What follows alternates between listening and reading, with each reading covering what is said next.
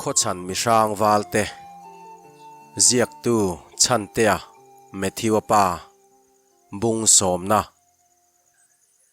nu thangi te runa chuan ro hluta te chu intita tu zetin an thuwei far hloma nu thangi vok chowil chu ro hluta chuan han har lak vei vonin a khiang vura tilang lem lo ma se aning ve tak zet to ni kai chuama chuan kan pasal tha buk thanga te ho chu pual leng thlang tla angwang wangan nie ka ti hei an chuana changin ni som avei hial to long mo an ni hi an chuma fu vak lo niang e ka ti a han tia nu thangi chuan a mela tilang lem lo ma se chu thu chuan a benga ver hle maya rual nola chuan tiel rong kai lek lek hian an ni te zong lal du saknan donga pasal tha an nia lom le mania po kan bak son su kan tia kha nun na hlutak chanin a om kha a han tia ro hluta chuan nie a thang that la tok lekin chet lak an thiam ema ke ni tluk mi an ni love ma se an chuma fu reng big na mo chu a han ti ve a nu thang ero vok cho holin an ti tia chon beng alo chikar thunga ro hluta te chian ho chong du dan le an ril ruput mang om chu a han chut ve a soilo ma se mak avan ti tak em chuta te bonga chuan thangi kumin chu kan lo ma lo tel to la change ke ni zong ram hual ten min du saka lam hnai kan nei ania a han tia nu thangi chuan nie dam hawila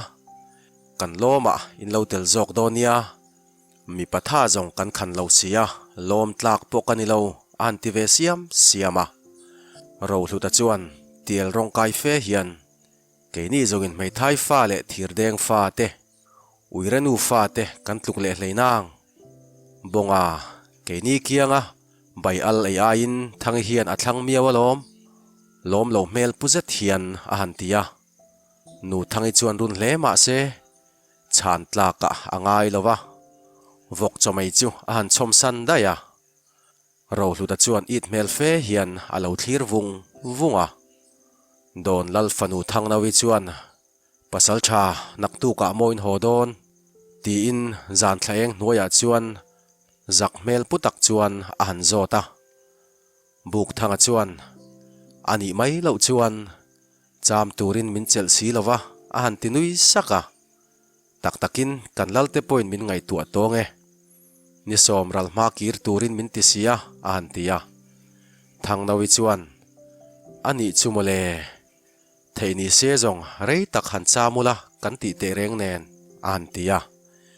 buk thanga chu soimai tur helo chuan a han toi hruta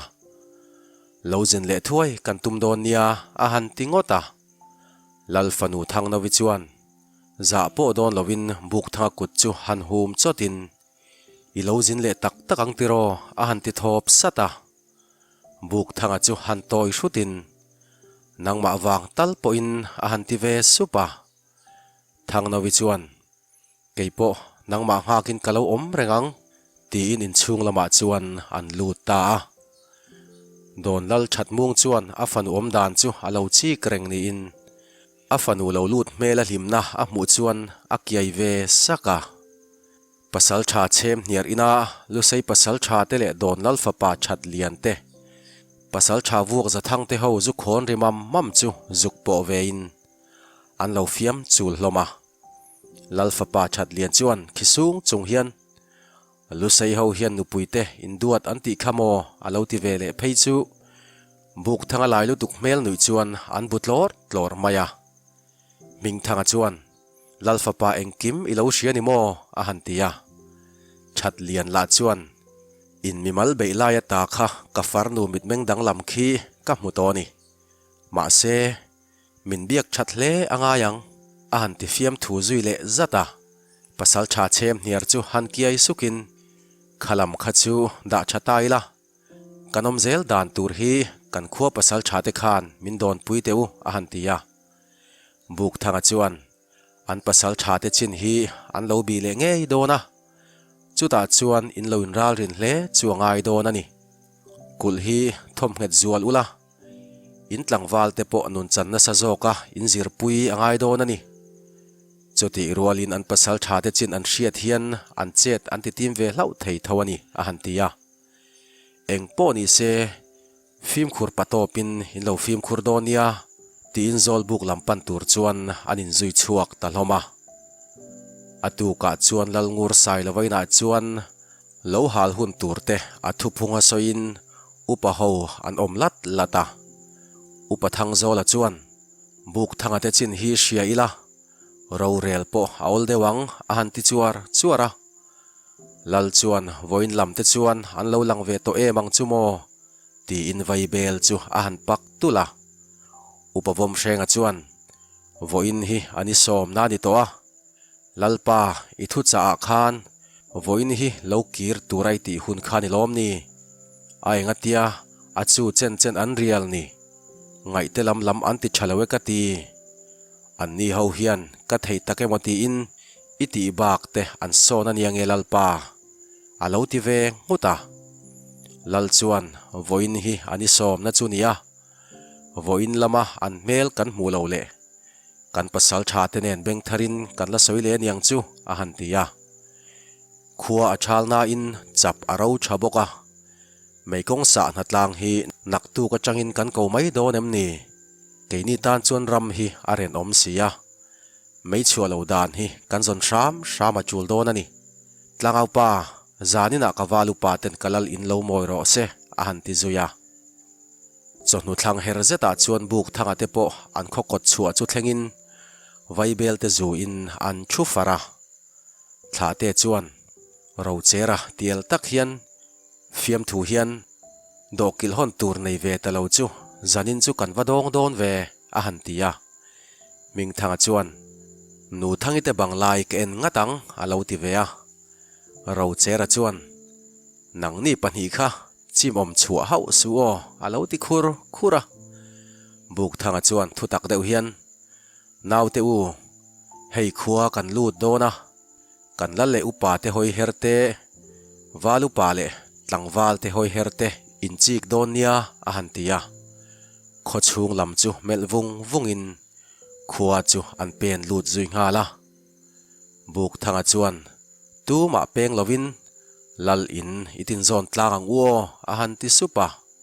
tlang au pa chu han phul hlutin lalpa somo kan pasal tha te chu an ningat mai a han ti khisun maya kot chua lam chu an hoi rual thup mai lal ngur sai lawa chuan o an ni somo lu hlo lawin khuwa an lo thleng le chu kawan lom tak em ka pasal tha te nge an rin tlak te a han ti zui du a upa vom hreng ero a mela chuan lom lo na emo chiar tur om lovani lal chuan ding mewin a pasal tha te chu alo chona e khai ka pasal tha te u lo hnai te u in chin ngai changin kan mit le beng kan chi ol lawani hi tlangau pa ka pasal tha te ha zu zuk tur kha lo buat sei to khai chemi nangin lo puila a han ti zuya lal fanu sai chingi chu phur zetin alo che zui ve soka apa kianga ding pasal tha te chu arukin a han mel zawa ral minglian anen chuan an mit le mit in tongin an chen dun sak mai lal chuan enge in chin hi hriat awan chak om ve beisei a in thang reya thil dang lam te in tongem a han tia buk thanga chuan lalpa iduangin ram hak zong kan zawe kan ram wal chung chuana niak dang lam om lova ma se lalpa don ram wal kan dai lu ta chuta chon beisei lo thil kan tonga chu chuan beisei a in min ti hnu fu malom le tin don khuwa an thil ton zong chu a han soita dapa chek pui khuwa bokin don lam hoya hriam an lek ti le an pasal tha te nen an lo zuin nang ching ti te an hriat chuan an chek tlak hloma lalpa ero chuan lungoi lo mel takin buk thanga naw te chumelin pasal tha ni hi in phu zete nang ni hi ka kho chan mi sang ni ula ka du emo du lo emo ral thuam kan choi hi achul tho dona nang ni hi chong chan tlak ni ze lang cheu alo ti ta daya buk thangalam chu hoin hei meilam sa kan rel dona nang ni ro chu kan lo o lang cheu kapasal thate in che dan hian kalunga dum tak zetani ti in a han nui vei vuna buk thangate ho po chu mani in lama zan ria bar turin an chin sui ta a ma taka zol buk ka in zol buk tlangwal ho chuan chin an lo zot sapa chona chuan nuam ti zetin an thangna chin chu a soilung lunga a rol a ring boka zol buk kai ho chuan an thre chiang hlom viau ta veng le valupa lai rema chuan ole hei kan pasal thate po an lo thleng ta a kan phui sui ta sote an ni ho hi zanin le nak zan ral ve ne ro kan ol do nia ral veng turte khan in mun in lualum reng don nia keini chu lal in kan han ka yange ti in khotin anen chuan an chuak zui tang hala ro hlutate ho po sang nala omin an phun sapa chona ta pek chuan ring leng long hian khonge ming thang keini po ro chera lung len hema leng irun ikai tiang u ti in bo bel chu a bo liam zui ngala thlaeng noya chuan ha hrelo lekin an ri zui langa an ho tu pa buk thanga chuan an nuwa alo zui khisun maya nu thangi te in an chuang kai chu le ming thanga chuan banglai molte in thiat chu thla te le chhona te chu a han ko mu zawa ro chera chuan alang lo lama changin alo in seru khum ve boka nu thanginu lung hne mi chuan kan buk thanga te ho ni in pual lenga thlang tla wang in nialom le kha zufang hi hop teu nang ni zara kumin zong hop khop kan thar le emang chumo ka chemi te ve mai mi tharual po lo hi in lo lom ve duwa a han ti duwa buk thanga chuan e khai thanginu lungai ma ta che nang ni zong khuanu zara kan kep ne molang cheu nakin loka chuan mak pashiam nei cha ila nei nge yang ti in fiam thum ze nei fe chuan a han thoa chuti lai chuan tapkin lama chuan ro chera chuan dok kila hon chu alo pe vei zala chapui ka hoi vela in run chunga zaleng an kim ke riang waltan mong hu na chuat pui anum ve mo ti in thla te chu alo zai vei lara leng hon rm la khuang lo ma se an lam kalna an chaw nen ma taka an chin zui ta ro chera le nu thang te chuan thu tam soi lo ma se in riat thiam na anin ngai nat na chu apungina thuk zual sot nge yang le zol buk pana han kal lai chuan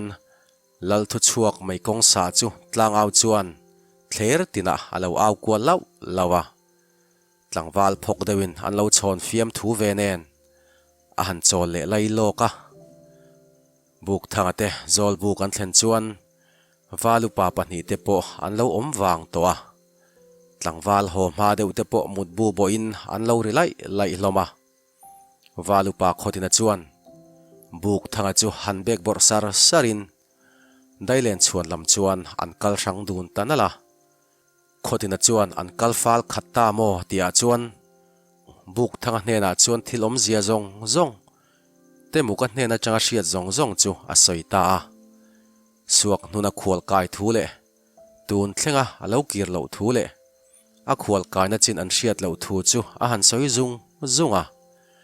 buk thanga chu han rum hatin lal hnena chuan engma ila soi lo mo a han tia khotina chuan soi lo kan bo ruak te noi nen hian mani maya thu lo vai vir kha fu lowin ka hriani a han tia buk thanga chuan ani mo eng po ni se an chin hi bila temu ka po kaman vele kalo kom chianga nge ti in zol buk lam chu an pan dun le ta suak nu na po lung oi lo zetin cheu lui kaya chuan a thuwang wanga atum le be sei anga thil akalani zongin lalfanu sai chingi hi anayanga lalngur sai lo lal na hi a phet luanga anaute man ruate po hi a chulani chuan da bodan azong le bokanga ti in angai tuana chu a kom mela angai tuana chu lung oi pui mel zetin a han bungut muta temuka chu anaw te da thattir dan mol chu namma sa nei tur ani tia phun supin khuwa chu atuk lama lu tumin ria buk chu phua chop devin asual nu noa duam na chapo na le I signa wanga aril ru thlek zong hi midangin alaka anril ru putan ni se adu don big der silawani he pasal tha zet hi zong nakina chuan van nei mai toy an la tinge yang mole mani chi le nam ham thatna chandu wangin ashal ani bera khuanu le khuwa pa te hian hetiang mi hi mal an som ngai love mei kongsa an zawa khothlang lama chhum dum te an hmu nen arang lama lo hal chu an rotta lal chuan walu pa te chu engkim akut ken tira pasal tharual ho po silai nen chapui kang tlan chiat san tum sa lo chang turin kot chhuwa chuan inak chuakin an thu fara tlangwal ho po an thu huk maya walu pa lai rema chuan ro han rel zungin meilu kan khayanga walu pa khotina hoin chuan hnuai veng ten meilu an khayanga an khai chuak kima mar lama changin sekoi vengin in lo dep venga chimlam muala lal mual tlangwal ho in changanga lo mong lama pum veng ho in chang ve thungang mei chua lo turin in fim khurdonia chimlam sakhan oma in rina pasal thate in lo omanga among lampo shutel apoi lawang ti in an kal zui ngala buk thanga chuan te muka chu kheu san tum ngial ma se ro hluta te thian ho nen chuan amalama sakhan tha chan tumin an kal dai sia ani ni phot te se ti in anaw te om na lam chu apan san ta a chapan pho chang thaet ot boka mei khuin para chuang na sa in mei pui in hlapri te chu khuwa chang poin a hriat theya mei pui ri hlup kara silai lo puak le thang zela chuan sa po an keu nualin arin theini mei kong an siam thabok nen thlibeng danin azir bok nen mei chu an chhuwa don lo ni ngei poina langani khuwa changa lo thlir tu lal le upa da lung po a oi tak zet mai chonu herani meu chuan lo po kang zo khatin amut khuvung vunga kho chung lama ni se mai wap chu naupang hoin an lo zuan chak loma walu pa lai rema chuan ole in nga khom na tur lama ikalang o ti in an aw lau lawa chimlam ram rem lai chu an pan khom zunga sa po sakhi te sajuk ti vel chu an lo mut phung boka khotina chuan kan kim khat chuan cho te fa kila sa kha kan chan zui donia ti in ro chu an rela an kim em ti in mi le sa an hanin chiar chu le te muka chu akim ve ta tlat lo mai thla te chuan te bong ani kha in zinga khan atel ve ni lom ni a han ti ha maya te bonga chan ma chuan ro hlu da chuan tel ve e ma se ama khan khonge among lam khu kazuk hru tang atia alo ti thuaya midang te chu chin an hanin zota te muka chin reng hria anom lo mak an van ti te lul em buk thanga chuan cho khai thuai la tlangwal somvel khan sa khalo buai puila te muka chu kan zong don nia ani hi alo che sual te hian yange kan chet kha man hmong u khai a han ti zunga khotina chuan ro hluta te lam chu amel tur ngun thunga an ni hian te mukalaka hian chet an tho hre hi aring lovani kha ro hlut ikut itinai lo a han tia ro hluta chuan akut veilam hi adiarin atuam lak renga chuta rang zetin niamole perte ka chuma lo mole a han ti zata khotina chuan engtika alo ti vele khera ro hluta chuan mel phadeu dai hian kan lo cholama khanania a han tia chofak khama chuan phezui sangin buk thanga chuan valupa lai rema ho khan mi som velin mar lam so lo wa tuam ula a hna thel phok khan aram da pinin lo dap to nia abak zong khan ka hoin helai chang hian kan zongang ti in ma chu a hruai zui nga la ming thanga le thla te chuan an dot zui zata among ber an thlen poin nu madang lam eng ma an mulowa ro chera chuan khonge ulai rema te lo nga pa in beiti donga tal korte vel khuka zuk hru teang an tia kalatum lai chuan aram rem lo oi tlan lama tlangwal om ho chu an rita hak mai wa chap chunga chuan iruang kang chewek to chu an muta han thum hakin buk thanga chuan ko wata valupa lai remale a hote po chu an lo thleng chom ve boka buk thanga chu han chek tlakin awan poitak em o a engatia solai wa ka ngot nge moni le tlan chuana turom veinen ti in a han thlir wanga ming thanga te ho chuan na bunin walak an tumta buk thanga chuan kha wa phim khuru o ti na mel chu abuai nak mai ming thanga chuan dim zetin a han kuai jang thala adula silai mu lo lu na kopam mai chu a muta engma soizui lawin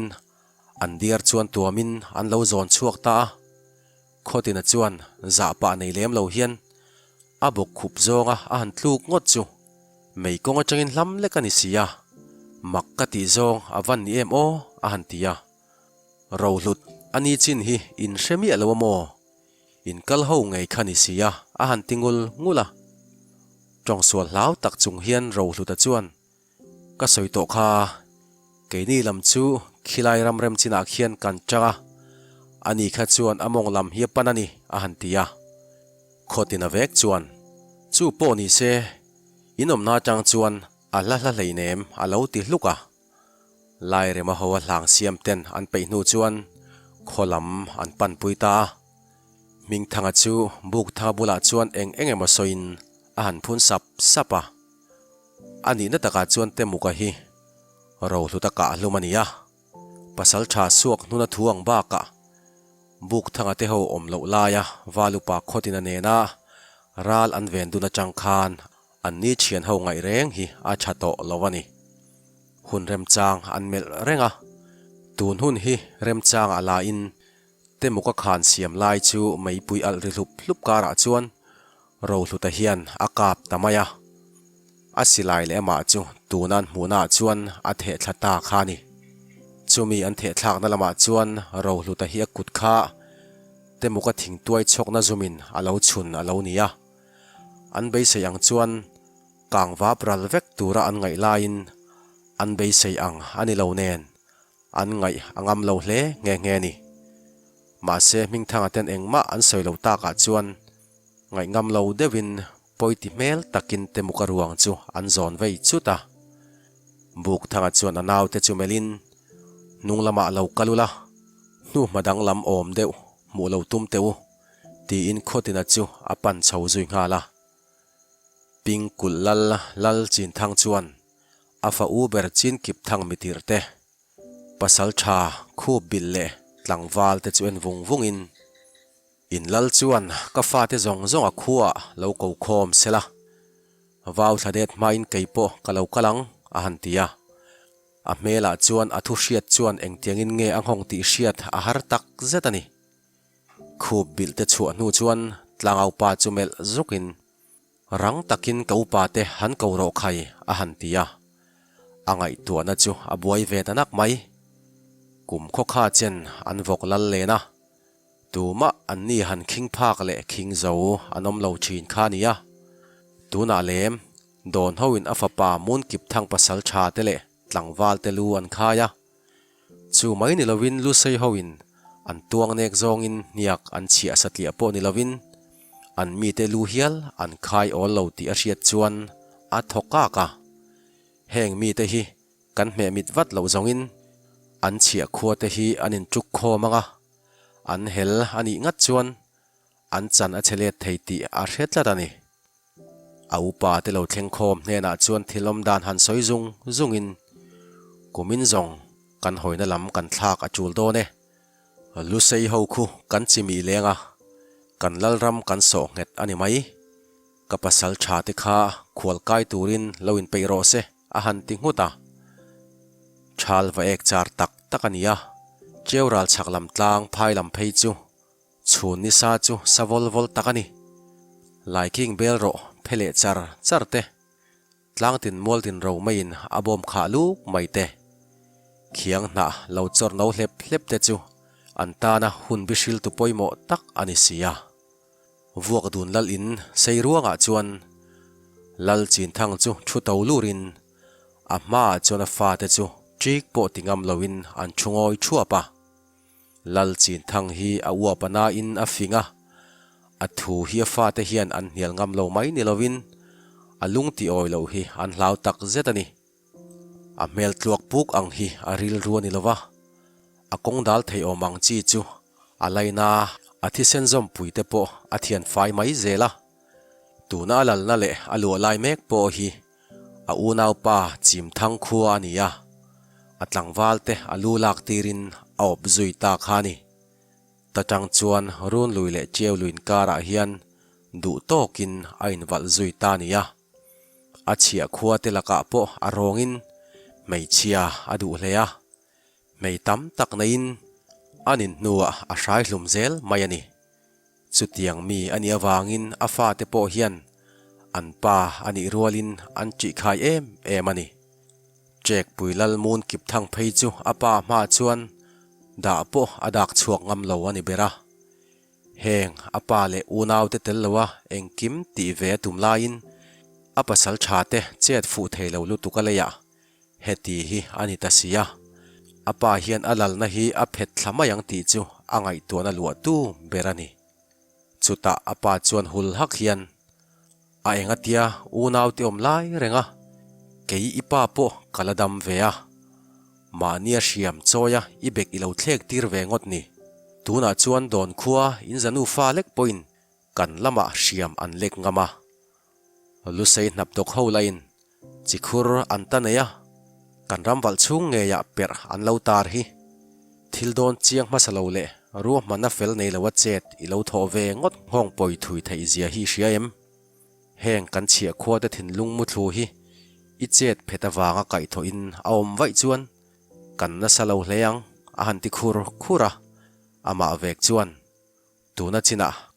rali lo rel ve to turani lo pasal thati thampo inayam ni a han tia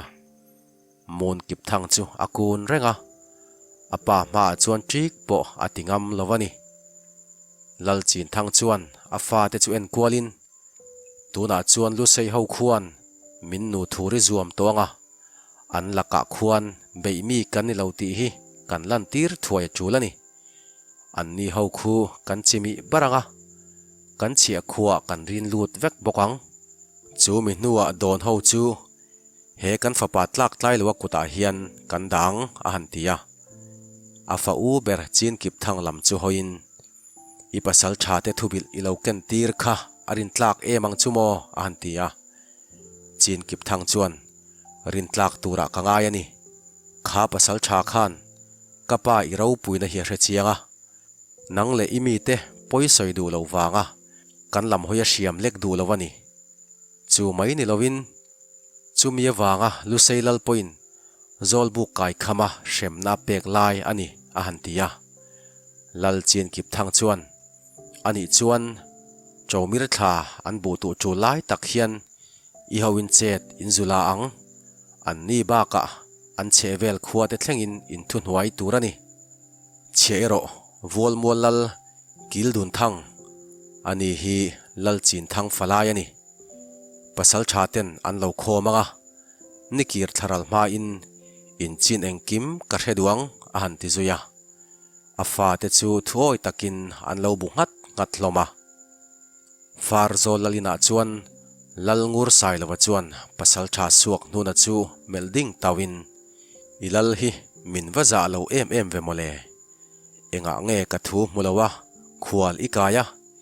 i khual kaina chin la i soilo tu leilung nge iwara a han ti khura suak nuna chuan lalpa ka thiam lo ani zol buk thu hla ka hre si lo nen min ngai dam te khai atu khuwa ma ka tlo lo we ka pu te khuwa chang zol ka chuan e ka tia a han ti dap dapa lal chuan pasal thai nia kho him na le nu nau te muan na ikuta omani sin eng tik lai pua ral ne na in sireng kan ni hi hretong che tuna china ka thu lowin khual kai to suang che a han ti zuya suak nu na chu mai khupin a chuak zui ta zala aril ruero lom na ina khat thungani an lalin changzol lamchin engma azot zui lo chu alom leya azot zui ngat ni se zong a in soi phel phung ta veng le an lal laka chuan a filim ta phot chu nia pasal thabuk thanga te holaka chuan filim zo tak mole a in lama ama lo ngak reng tu anaw te chu juk po thuain thil om dan a thangna chin zong chu a han soi dapa ama vek chuan naw te u helam enge in chin in na te in lo hlen thei emang chu mo a han tia ro hlu ta chuan eng kim chu a han soi dapa suak nu na chu a lim kher mai chu ti ni chuan valupa khotina lel lol so a nok phak tlat don hei chomir tha kan chuang kai che pa ral laka atluk ngei angai ani chu te muka thiang khan a han ti zuya ro hlu te ho chu hre thiam ti hriat zet hian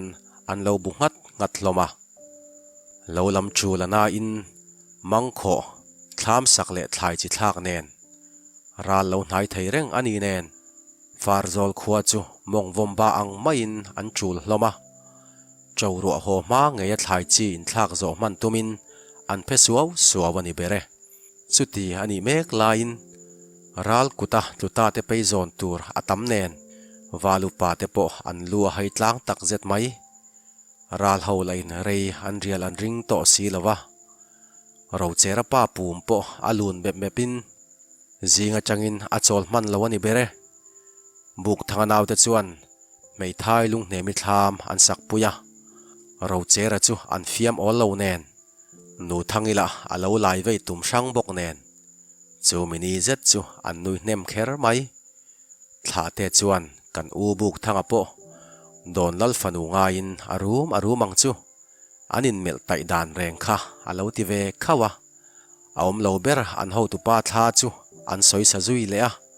an nui boka buk thanga hi thlai chi thlak lam ala zo lo wang le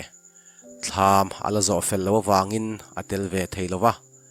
tlai lama ero an ho rual thungani buk thanga chuan kot chuat chuan anaw te chu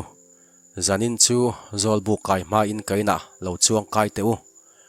ro cher nangini u khotina lo som la a han tia zana chuan ma taka buk thangai na chuan an kim fara khotina chuan engeni ta a han ti hu maya buk thanga chuan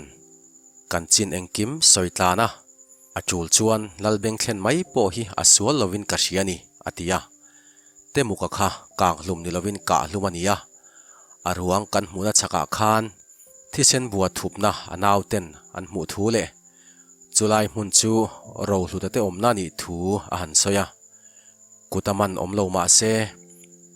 omlo ma se te muka kha adulaka ani bokani a han tia khotina chu aka hau maya te muka ber athi to sia engtia ti chi nge niang lalbeng hi thleng se ahun main ral be theilo le khian tual chung hi kan boi mai long mo a han tia buk thanga chuan chu ka hlau berani ral ho hian rei min rial don lovani chau ho hun ma a lawin pe fel phot hi a chulani chuti rualin he kan tual chung boi na in mung mek hi engtin nge kan ti reang ti hi kan ngai tu tla na nga yani a han tia ming thanga chuan usuak nu na hi zol buka kai thei si lova aina atom ti lo chu ramlama atap chot maya ani hi kan enjui de wa chulani alo ti ve a chhona chuan ro hluta te ho po hi yen zuyang u an kam min chak khum dan te reng hian ka chela zia thime ro chera te hlei hloi hi zol in do lu tuk thin alo tia buk thanga chuan e khai nau te u zol do hun aum nga ye ma se heng ho hi kan en thlak deuh chu a chulani lal hne na po a phung tala shil hi tha ka ti ni a han tia khotina chuan ming thanga pu kalo beron photange ani hi a thu a finge ti in zol buk lampan chuan an chuak zui nga la bung som pakhat na vuak dun lal muala chuan trek pui lal mun kip thang le apasal tha mung khen ba ka tlangwal za chuang fe chu an tlim mura lal chin kip thang chuan apasal tha khu bil le siak thang te ba ka tlangwal za chuang fe te lam hoin heile kan ral rel dan eng kim sia in nia heta chang hian chieu lui in zonga lusei pasal tha kha in mu ma chu in kaldonia chuta changin in chin tur chu a hriat mayang a han tia trek pui lam ho chu hoin kong eng kima ka pasal tha te zai hi nga yang cheu lo thei lo ni lo chuan khuwa kha hal suang cheu kan chia khuwa tur ten ni kha tuna kal to ro ti in pasal tha rual te chu an chuak zui ngua mun kip thang chuan a pasal tha te liam tur chu an thlir zui vunga lo hlo tling mol teu a han ti supa lusei ho wanga a chet phetna te apa ina ti zia te angai toin a thin lung chu a phudup dup thei hialani a u chin kip thang chuan han mel hrukin an chet a fu tong ti na naw dara chuan beng thuk thukin in chung lama chuan an lut dun ta upathang zola thu lalina hriat chuan angoi wanga ming thanga pu chu mel hrukin kapasal tha te chuan heng thu hi enge atira tamin hril lo a han tia upathang zola chuan lalpa kan pasal tha te hian thil om dan an fin fi har e maya te muka bora la chang khan an chui zon thiam chia suak nuna te hola chang rual tham an lo ni nen leido kan lo nei box si nen tual chung boina ti pun lun an lawani kan pasal tha bel tina te ho thi dan thu po hei athu shetu ber te muka ti hi alo ni le zel nen nangma tan po ngai tuada abuai lutuk an lawani a han ti dapa lal chuan engtiam malak chi nge niang kan thu hi upadang te hriata puanzar mi a kangai lovani vom hrenga fa te nen suak nuna an lo in kop thasia ro hluta po katan arin duwa pe a han tia upathang zola chuan eng po ni se kan pasal tha te hian arukin ral rel an nei to a hei lo lampo kan in ching fel khat don toina hriata an zai nga in an kuta hian da maila a thalo mo a han tia lal chuan ni ro se a hrim thua poi ho po an lo mom chep toina nia karin ni a han tia upathang zola chuan keipo karin da na nia ral rel dan thiam hle po a chulang a han tia lal chuan eng po ni se kan pasal tha le walu pa te kuta engkim da maila suak nuna te ho chin po lo bi sela nuna ho himna tur thlengin an kuta om sela kan suak nuna te zong enga ma lo zai su se a han ti chang faka siak thang chuan an ho te chu melin hei chieu lui kan thleng thladona tu ma kha mani thu thua wa dar lo turani ral rama hniak chia tur kan nia in ral ring renga om turani lusei pasal tha kan mu ma chu chieu lui hi kan zo chukang heta hian riabu kan sualanga kan ral thuam te kha engtik lai po man mai thei turin da turani a han tia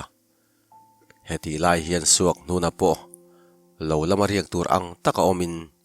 chieu lui lam chu apan ve mek boka aril ruwa du am na chuan chan tha chan hun tur thlir tirin akhivei suka lal fanu sai chingi a han ngai tua aril ru chu adam rui maya anaw te ho man chang kai zui dan tur a han ngai tua nawa chona chu rang takin buk thanga lo lama tlanin suak nuna chin an bi dan chu a han soi zunga buk thanga chu han khisukin naw teu kan tum a fu do ne tiru rang takin khuwa iloila kan lal i han hrilang ukhai ti in an chuak zui nga la lal in an thlen chuan lu an han dil zui roka lal chuan kapasal tha te la ni in a chuna eng thung ani ta a han tia lal ina chuan lal chung kwa le upasial kaya te chau chu an lo oma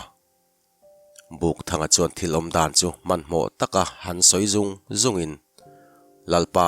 kan man mo anga ye ralan nai nge ya kan nga ya ni a han tia lal chuan chemi rang takin tlangau pa va ko to khai enga nge ni ani hialo pilbo man zi ani a han tia buk thanga te lam chu hoin engtin nge kan tiang a han ti chuai raya buk thanga chuan lalpa arang lamin lo lama fete ko ho ni sela ke ni ho hian suak nuna chin kan lo bianga khuwa nu naw te himna tur kha walu paten lo ngai tu mai sela kan chin in hriat ma lo chuan tu ma khan khuwa lo chua san lo sela lalpa zep na kan yemo kan upavom shranga fa pa te chian ho po hi lo nb ka fuin karing a han tia lal chuan ni ro se ma se pasal tha in vaya kalzong a fu lo theyang kawalu pa te tha dom turin pasal tha thla te le ro chera te hi khuwa om sela kawadu ve a han tia buk thanga chuan i thuang chuan ni ro se tin ming thanga le chhona te nen chuan an liam zui nga la lal chuan han thlir zui wangin nang ni hi om lo ula chuan khuwa tia soi tur po kanei hau to lowang kho chan mi sang wal te chu in lo ni tak zete a han ti sup maya a fanuril ru chu hrengat se zong a pasal tha te chu no puya dom non tir on nge yang le sai chingi chuan a pa thlir na lam chu hoin an lan thei chung chu a thlir ve a lal chuan tlangau pa chu melin rang takin katlangwal ral kai chin zong khuwa om te chu an ral thuam fam kim nen kalal mual lo pan sela tu ma ram chuak su se rang takin waaw ngal ro okisang lam hret chuan a han tia thla te le ro chera te lam hoi chuan pasal tha te u kalal in hlathian khosalawang cheu ral an hnai mai nilovin he kan tual chung buai na hi apuak ke don ria ka hriat na kanei tlat chule a han tia ro chera chuan lalpa eng po thleng sela tu ma hian karuang kan lo hian nang ni hi an tina lawang cheu a han tiram maka tlangwal om ang chuan lalmuala chuan an ral thuam fam kim nen an lo tlan khom supa enge thilom zia ti in anin zot ang he hu hloma lal ngur sai lawa chuan leika pui han chuanin thilom zia chu thup takin a han soya ral lo hnai thei reng an ni to a tlangwal te u tuna hian ka pasal tha ten buk thanga hoin chiaw lui an pan me ka an ni chin ngai changin kan lo in ral rin hi chulani rang takin fele ram riak te ko khom ni sela kulpo khothim ruala khar fel turani tlangwal somvel kha tlan nga lula abak chuan kan pasal tha te chang rel in lo ngai chang don nia tin au pa te nen chuan lalina anin zui lut ta a upathang zola chuan thilom dan hre thiam zetin tlangau pa zan ria kha upa te min rel kep don nia kan pasal tha te pani po son chang dang an kan manin karing lovani alo tia ro chera chuan lal mula tlangwal te hena chuan fartlang puk kha engemaw thula nu naw te himna tan lo han buat sayula abak zong khan ral ven buk kan luakim don nia eitur omang ang kha pai ponila thange kan lal thuangin tu ma kulpona chuatir lo turani kan walu paten roshan an lo nei ma chu kan mun kha kan luangot mai donia zana tu main ral ven buka meitien lo turani ti in ruwa man na chu an siam zunga an ni paniero lal thuangin lal chu an lo vil chot don ani buk thanga chuan ming thang nangin suak hnuna lo atangin a hnu biin chieu lui hrut la phim kur hle ang che keinin kan kaya kan lo ngak ang che suak hnuna hian eng ro nge nei tum te chai ni a han tia rang takin ming thanga chu lo lampan chuan aliam zuita a buk thanga le chhona te chuan man mo takin chieu lui kai chu an pan zui ve boka suak hnuna chuan chieu lui thlengin a malama a lo kai to na lampan chuan chieu lui chu a zo chho nga la him to ka ain ngai boka nu po a thup lem lowani chonu thlang her nialiam ruai to tia chuan aria buk sual to chul rup mai chu toy numin thingte a fom zuya vuak dun ho le chek pui ho an lo kal to ngei be sein mei khulan sarna tur la ya chuan mei a han chem zui nga la a be se na chu a thlon lo chiang ther mai a chak lam lo fi nga do na chang chuan vuak dun pasal tha khu bil chuan mei khu chu a muta kiai sakin a ho te pani nen chuan chulam chu an pan zui ta buk thang le chhona point chieu lui chu thleng thla in an han ding data buk thanga chuan hei khuwa a thimani ruai to a ming thanga po a lo lang har to lowange tiro vai belte i lo zuang khai ti in thut mun chu an rem zui nga la rei po an la chol man lo tia chuan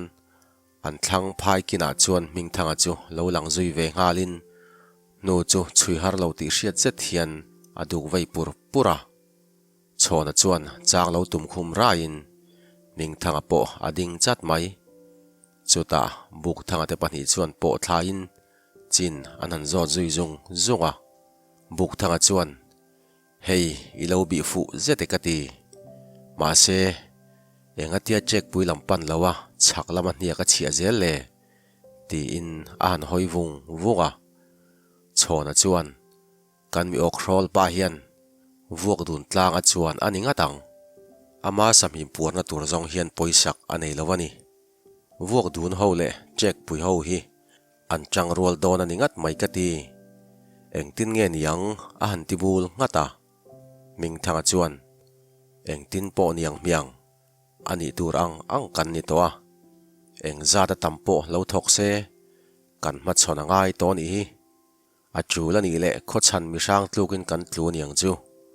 nanga nu langai hle lo chu pial ra la an lo sai dop chenga ti nia a lo ti khisun maya chhona chuan min va sai om hle lo em heng poi mong hang ho la kat lumai mai tura khuanu duan kanilo kei rual chhona hi a han ti bul ngata buk thanga chu lo khi sakin naw te u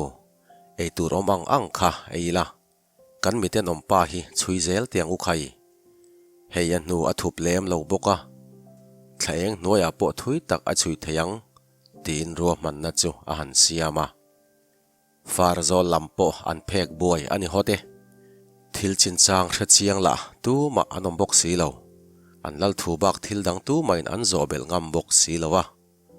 an valu pa te pani la an ngoi mu mai si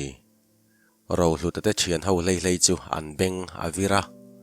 an ho tu pa suak hnuna ro rel angin zanina changin chieu lui lam khana ral ve na suak hnuna lo thlen tika engkim kho chunga ro man na siam an lo tum lain heti te nuai an ni tak thut dan te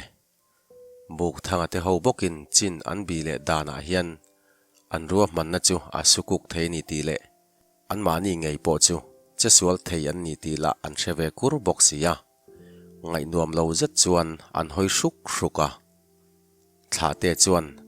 lal lei ka puya chuan thilom dan zong zong chu walu pa pani te chu alo hril dap dapa lai rema chuan ani chuan ro hlu te ho chet phung hi kan bi ngun anga ya ni hi eng po ni se buk thanga te lo kir le ma zong kho chung lama hian loin beng bel hle ila ani mai lom bula kan tu zo man khat loma alo ti sam eta khotina chuan leido ne ya buai la ya tual chunga buai na tur tok kwa an lo hreu man zia hi kaning tae buk thanga te ho hi lo thleng sela heng ho hi ani ni turin ka cha chua tuang alo ti hlura ro chera chuan u khotin ikianga zel kalo dingang tuna kan boina zong zong po hi usuak nuna khual kaira ria ka kangaya sin a han ti veya khotina chuan ni chiange mole ma se an du le an tumang chu kan thlen tir ngut na mo chu alo ti chum muka valupa lai re ma chuan ring leng long hian zan riate eila a malama zol buk te kaila ral veng te kanin thlak donia kan lal thu kan hriatang khan kan chin tur chu kan pasal tha buk thanga te lo kir ma chu eng ma hriat theilowa an ni lo kir ma chu rinom taka ral lo ven hi kan ti turani tin tlangwal te chu zan ria ai tir ta hloma zana chuan ro hluta te thian ho chuan cheului khan lam ral ven chu an chu ta chat mai renga khotina chuan omzenei fe hian lai rema chu a han mela lai rema chuan ole ma se tu ma khan mei chem tur ani lovani a han tia ro hluta te ho po rang takin an liam zuita midang te po hanin sem dar sang sangin tlangwal khuwa om te po akhat to ka khuwa lo vel reng tura chain an pan hi chuan lalin lam an pan zuita ngala thlaeng chuan cheului chu chhun tle satin a phai kina farzol mi sang wal pathum te chet chu awan ti ol sam zualem ming thanga chuan ma hruain suak nu na nu chu an bi fu chat chat maya leng len hun vela chuan lungpui ti reprup te ulai an thlen chuan ming thanga chu handing chatin zoi sap hian vai hlorim ka hria mei rim po ni an ti sa sa a an silai te chu man mai thei tura siam remin chulai lungpui lian fe fe a chuan fim khur takin an put zal zal hloma lungpui an chuak chep tia chuan an malama chong ri chu an hria an ding chat hloma buk thanga chuan poi ho nen an ninga tang le ka ti lo thei lo ni lo chuan tin fim khur thei to pa fim khurin thom lo chuan lam chu an pan zui le ta thlaeng noya chuan an ma loka mai pui eng lua le ama suak nu na ngei chu poi ho ne na lo phun bal bal chu muin nung lama chang chuan an hel ta suak nu na ria buk bul lungpui si chet chuan an chong chu an ngai thla zui ta vuak dun pasal tha khu bil chuan lu sei ophoi ngei mai chuan ani chuan naktu ka in khoram wal chung kan lo dai lu tanga nakti pa fere san huna kan chet theina tan inaw te chuan ral lo veng ro se ma se min bumani chuan ilu nge hi kalama saberang an tia suak nu na chuan e khai pasal tha inlal ne na kan thu bileng kim chu ihriat kha alo ti ve supa khu bil chuan ani chuan zanin la la in kir le ta la engkim inaw te nen lo ruwa manang che kan lal nen in thuang in khuwa kan lak huna kan chia khuwa kan rin lu huna zong nang ma ngei khuwa chu yo pang a han tia thlaeng noya chuan hlimhmel zet hian suak nu na chu a khivei suka ole ka ho nga lange ma se in hriat reng tura ka du chu pasal tha buk thanga le a ho te khi an de khiat tak zetania tin mai cher chu a han dep kai nga la khu bil chuan ka soi kha hriang che eng ma sual tura ni lo keini po nak tuk zinga kan lo chhuak anga nakti pa chuan i du chui muang ti in anin chen zui nga la buk thanga te chu chung ho liam fel nu chuan lo chuak ve tham thamin chhona chuan ha chang han chial bap bapin engtin nge ni yang a han ti to maya ming thanga chuan ni e khoilam nge kan zong alo ti ve le a buk thanga chuan achal a han doma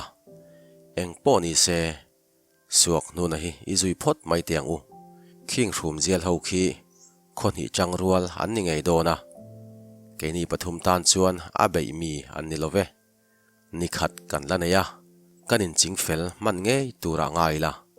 kan suak nu na te ho hi ida chaphot mai tiang u mei cher kha han siam veila tin anin pe nu chuan suak nu na nu chu an bi zui nga la suak nu na chu ngai that mel zetin mấy cher nen akal ngau ngawa lung oi mel zetin akhivun vuna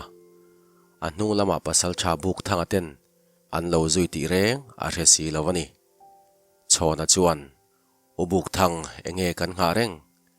helai hian khipa khida chaila ani mailom apoi khoi hi atam tok to e a hantia buk thanga chuan ni love khualu tila lal ma nge ya kan cha chu adonia ama mai ni lawin ro hluta te thian ho nen lam hian le pek om hau lovin kan hupang a hantia leilungin lanzai arela khodai vela sawa te po an chiar nak hlom towa ro hluta chuan kan u suak hnuna te hi kan ubuk bonga te nen anin nang ching taim niang o a hantia te boka chuan ani chin kha an threlei nem buk thanga te chu poi ho chin bi tur ngotin anian kal kha alo tia chuti lai chuan an u suak hnuna ngei chu alo lang ta rang takalo chonin thilom dan an hanin hril ton zunga suak hnuna chuan dule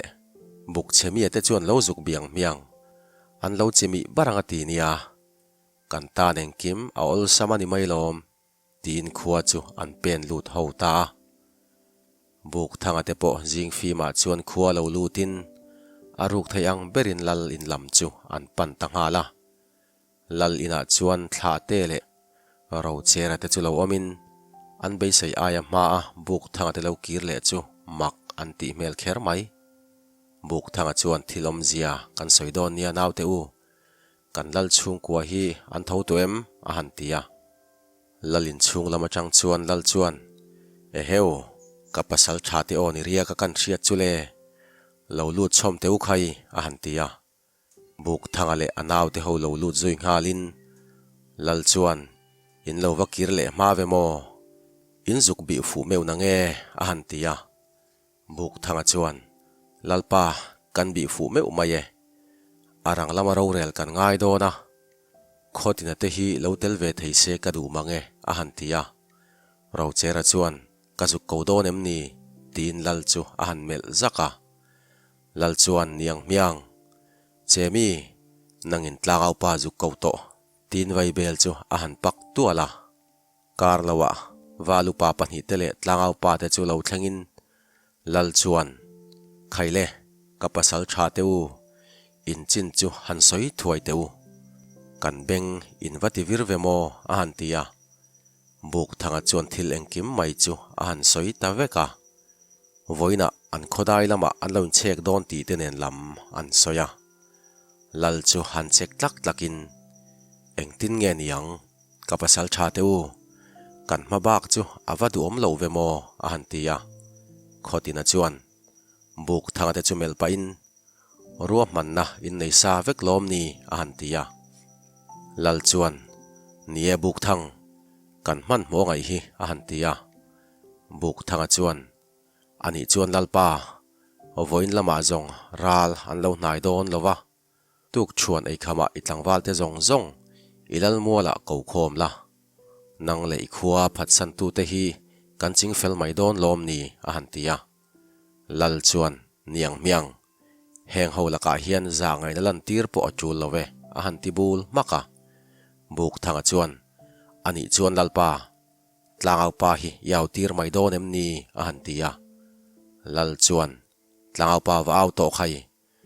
ka pasal tha teu eng kima in kuta kain ngatania a hantia buk thanga chuan lalpa i pasal tha te hian kan tiama che heng phat san tu te hian i chunga eng ma anti top lowang chu mai ni lowin kan rum zial ho po hian kan ruang kan lowin i kholei lung hi an ra phlek lowang le a hantia tuk chuan ei kham chuan lal muala zol bu kai tlangwal zong chu an ngir khupa a eng thu ber nge lal chuan alo soileng ti chu an rin zon ti lai hloma lal le upathang zola chu lo pen chuakin an kianga chuan buk thanga alo ding ve ngal boka tlangwal ho thom chu thereng vuak thak ang main are zui diaka lal chuan ngun thluk taka tlangwal ho te chu mel kualin ka tlangwal teu ka khuwa hian hun duam lo tak ama chon meka chung zong a bul tum tu chu keile in khua phat san tu khalai pasal thatlak tlai lo suak nu na le a ho te khan ni tlangwal te u khang phat san tu te kha man ngal ro u a han tia tlangwal ho chu an phudwala an lal thu soi chu mak an van ti em suak nu na te ho chu an mel ngot hloma chu ta lal chuan ka thu soi kha in chiang em khang phat san tu te kha rang takin man ro u thilom dan eng kim kan hai langang a han ti le a tlangwal ho chu rang taka phe chuakin ro hlut te ho le suak nu na chu rang takin an chela suak nu na chu han tal ve sa te ma se an chel ne na samai si ro hlut a chuan min thla ro ke ni lal khon bol upa fa kan ni hi ti in a han ta lai laya ro chera chuan nai thutin om mai ro te muka ika po kha ka hrevek ania pasal tha bel tina te ho thi dan zong po kan hrevek to engkim hailan ani don ti in an mel kok maya chuta lal chuan tlangwal te u khalai rem chang la ya khan phuar hlom ro engkim kan lo hai langang a han tia suak nu na chuan lalpa enge thilom zia hi a han ti hnuai ruya lal la chuan engkim kan hrevek to suak nun kei ilal phat sanin khuali kaya vuak dun lalte thu han thlun puin kalal na tlang phe niam ituma tuna ral lo hnai mek te ne na in ral rel dan zong hi ka hria sin ka pasal tha buk thanga te hian ni zan lama hrum zial pasal tha te ne na in biak na engkim khan hria sin ngoi takro ilu kha katan khopang an ti khur dara ro hluta chuan enga keini hi min man ve ngota a han ti ve kha valupa khotina chuan ngoi chip chamro he pasal tha suak nu na hawa chi khur mola in chet dan zong kha te muka ka changin kan hrevek ani chumi wanga te muka po ka phlum in ni kha alo ti ve ta ro hluta chuan te muka kha keini ka hlum ni lowin maya kang hlumani kha alo ti wata ma se buk thanga chuan ro hlut enga nge mo lal ma po dot ila soile te muka dula ka na hnu te in hnu in thup na te kha kan naw te hian an mu veka sin ti in thilom dan zong engkim mai chu a soi ta veka tlangwal ho chu an phun ta mur mai le an mela chuan chiar thein thin rim na alo lang ta lal chuan ka tlangwal te u khang phat san tu te chunga ro rel na chu in thu ni e a han tia suak nu na chuan ti thei danga nei lo ti le engkim mai chu buk thanga ten an lo chui chuak vek ti le nizan lam thu thlengin an hre fai kel ti a hriat chuan bei sei tur anei to lo ti hria in ngei om tak hian an nui lui nge ka nang lal ngur sai lo ilal na tlang hi ke phe thluk ngai lovin nak tu ka chon mei wa pa a chang tho don nanga pasal tha ve satli mai ilaka thang that lak tum te khan andang zo hlei lo nge ka kut zal nge ya tlua khongai na min dil hunero kanang don talawani hi ifanu kha khumpui kai pui kalo tum vei nen ti in an nui lui so maya chuta ama vek chuan khang I pasal tha bel tina ti vel te ho khan a thlak takini tan an beya kein fing takin pial rala kalo kai tirani kha te mukalel lol po khan ka thu anial veya heng kanaw te ho hi kada that tirani kha a han ti zui le a ngol sai lawa chuan hachang han chial babin nuam sa pial ral kai tlak po in ni shep love alo ti chang rata chuti lai chuan lal fanu sai chingi chu lo che tuarin oi kapa ka du lo a han tia sai chingi lam a hoinak chuan upavom hrenga chuan kol hna min a ngong alo chuk tuaran maya ring per chezet hian tu ma khan che tho su ani lo chuan he in lal fanu hian pial ra la ka yang lal ngur sai lo he hi shero ka fa te hian engwang ma in pial ra lan ka hi ka phal leinem heng zong alo thlen hun tur hi ka lo thlir renga chu mi hun ata na ka in buat sei nein avor to pathen ma in a hun ma in min nang ta ni an tia upathang zo la chuan chu heng ho nen hen eng kim in lo ruwa man ti nem ni alo tia upavom hrenga chuan ni heng ho nen hen eng kim kan ruwa mana ma se tuna chuan ani tur ang kan ni to hi chu wangin ka fapa le thian te khu phel ula he khuwa hi kan chhuwa sanang ani lo chuan he in lal fanu hian pial ral kan rualin aloi ve ang ka thuang chuan in ti don nge he in lal fanu hi pial ral ka kai pui don ti in sai chingi chu an rom rak tuara suak nuna le ro hluta chuan rang takin min lo chhuwa mai teu ti in ngei om takin an lo nui vei su boka lal ngur sai lawa chu a buai mel kher mai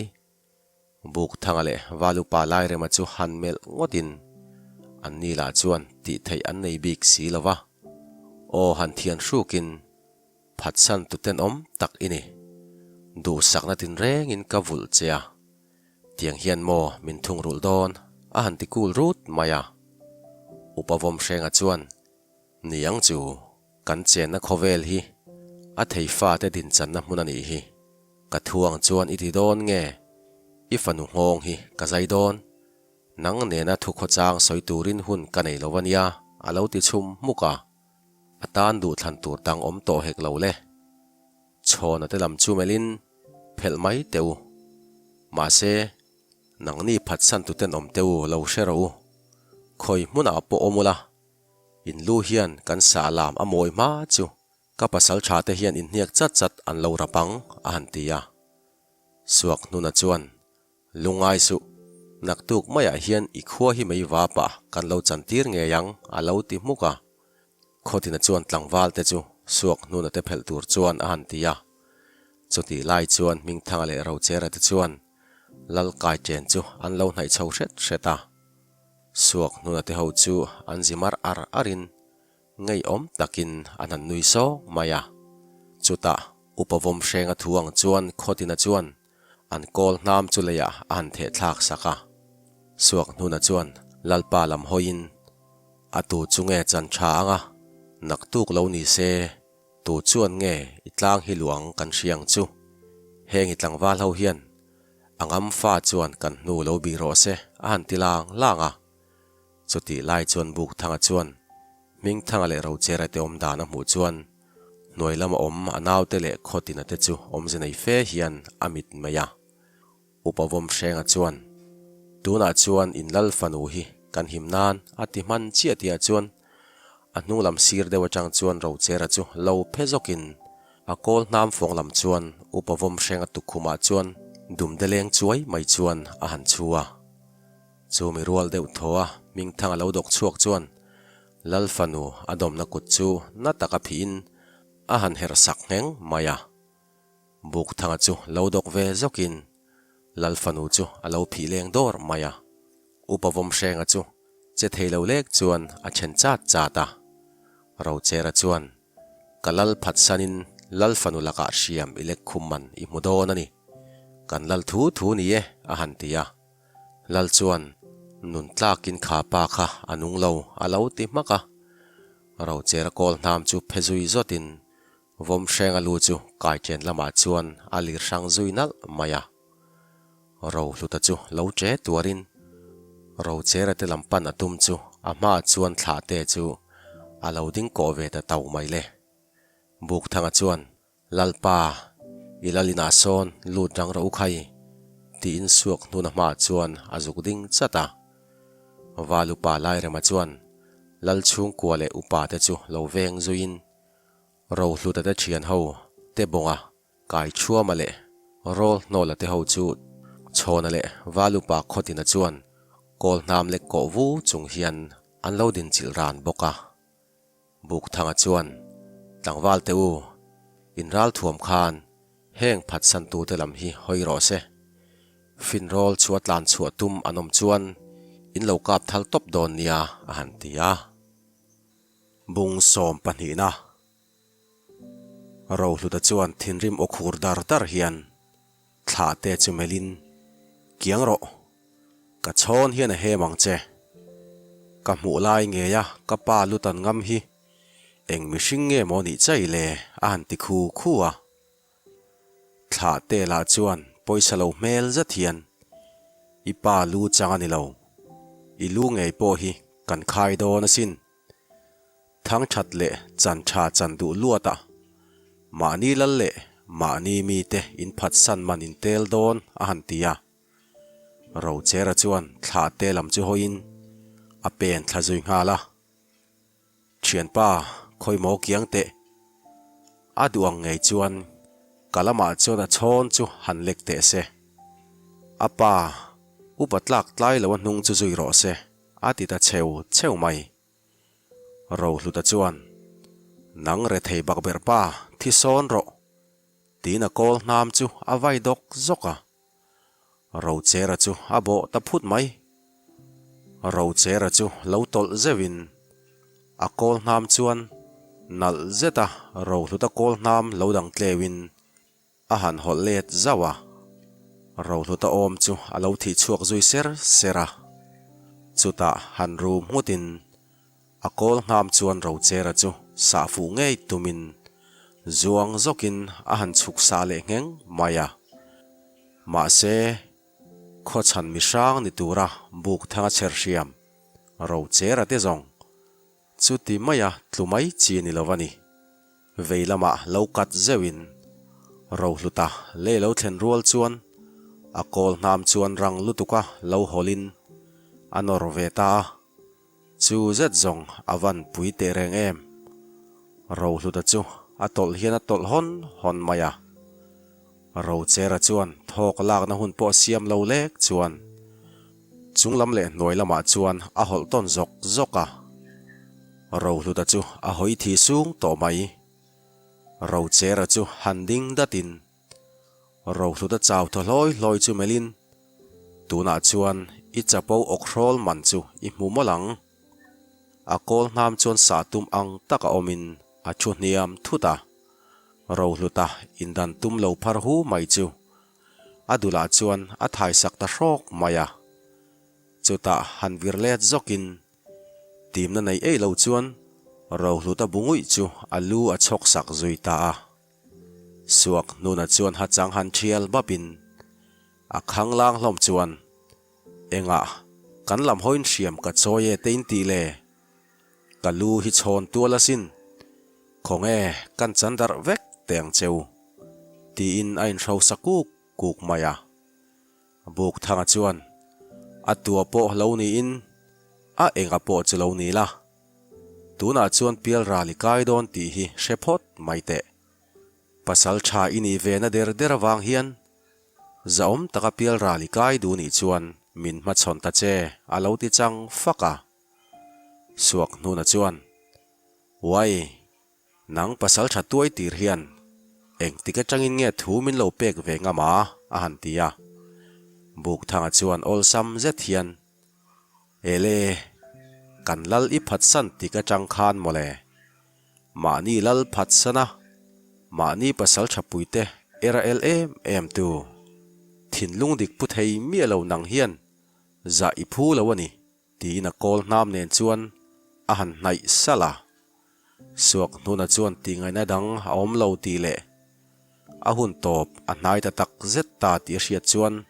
han tho hakin ania nu ma ni chau chuan pial ral ka kai hau lawang a han ti ve ngata ming thanga chuan buk thanga chu lo chan khalin ni e heng inaw tlak tlai lo ho hian an lo zuyang che tin buk thanga chu alo makhal zui zata